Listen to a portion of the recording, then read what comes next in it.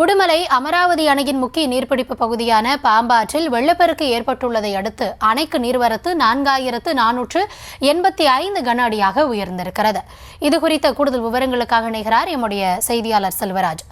செல்வராஜ், வணக்கம். அணைக்கு வரக்கூடிய நீரின் அளவானது தொடர்ந்து அதிகரித்து வருகிறது. அணையின் நீர்மட்டம் எப்படி இருக்கிறது? தொடர்ந்து கண்காணிப்பு பணியும் நடைபெற்று வருகிறதா? என்ன கள நிலவரம்? வணக்கம்.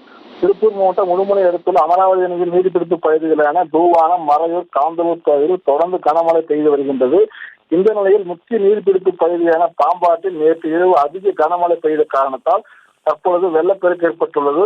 இதனால் மறையூர் கோவில் கடவு பகுதியில் உள்ள பாலத்தில் தற்பொழுது அதிக அளவு தண்ணீர் வந்து கொண்டுள்ளது. இதனால் அமராவதி அணைக்கு தற்சமயம் வினாடிக்கு 4485 கனஅடியாக உயர்ந்துள்ளது.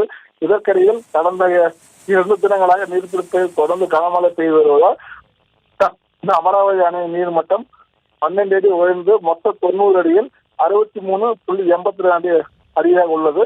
தற்போது அமராவதி அணை பழைய மற்றும் புதிய அணைக்கட்டு விவசாயிகள் மகிழ்ச்சி அடைந்துள்ளனர்.